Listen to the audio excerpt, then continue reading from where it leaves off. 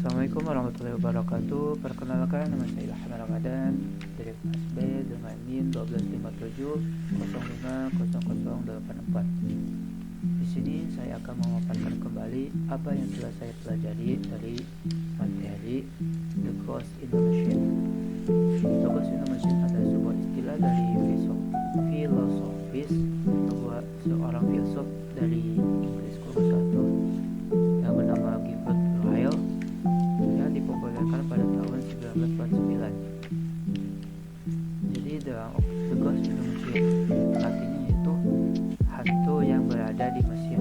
Maksud istilah The Ghost in the Machine dalam keinformatikaan yaitu si hantunya itu sebagai softwarenya.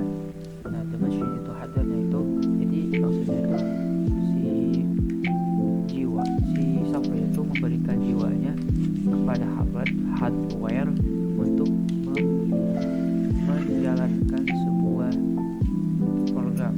Mungkin segitu ya. Mungkin saya akan jelaskan kembali apa itu software. Nah, software itu adalah secara bahasa adalah perangkat lunak.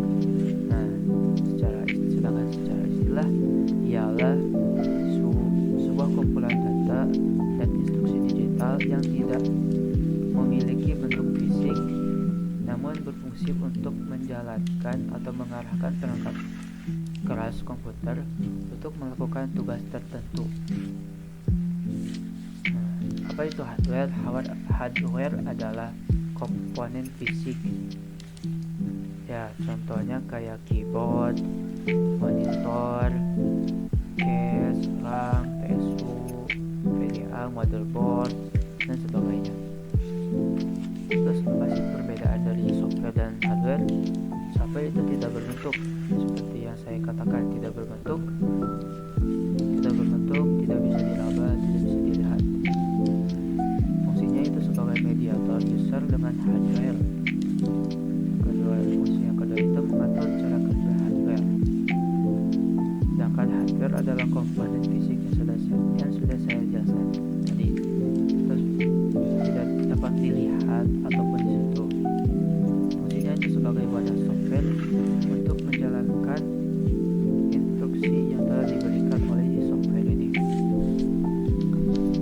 Ya, hardware ini kayak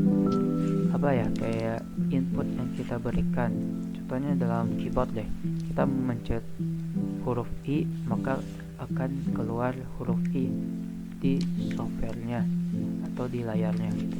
Ternyata hubungan software dan dengan hardware dalam kehidupan sehari-hari yaitu ketika saya ingin bermain game, saya akan menghidupkan laptop ini. Nah, saya menyentuh tombol power di dalam laptop ini itu adalah contoh dari hardware. Nah, ketika ini saya sudah dipencet, sudah dinyalakan, nah si software itu programnya akan menghidupkan si laptop ini. Nah, itu tuh contoh dari software. Saya akan menjelaskannya dengan analogi. Manusia ini, bayangkan itu adalah hardware-nya. Nah, jiwanya, cara kita menjalankan tubuh, cara kita bangun, cara kita membuka mata, cara kita berbicara, itu adalah software atau jiwanya. Nah, ketika manusia tidak punya software, maka dia akan mati, begitu. Terus apa sih pentingnya software di era modern? Kayak apa sih pentingnya software itu? Yang pertama yaitu meningkatkan efisien dan produktivitas. Contohnya ketika kita melakukan tugas atau diberikan tugas oleh dosen, kita akan menggunakan laptop. Nah, ketika ingin mengerjakan ini, kita bisa melakukannya dengan laptop. Nah, dalam laptop kan ada software ya.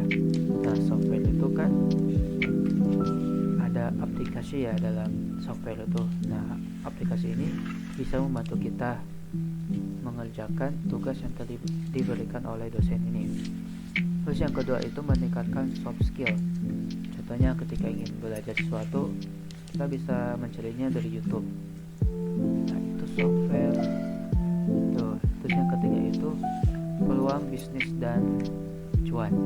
Nah, ketika kita sudah memahami software itu bagaimana, ketika kita tahu cara kerjanya bagaimana, nah kita bisa membuat software yang kita inginkan dan apa yang dibutuhkan oleh masyarakat.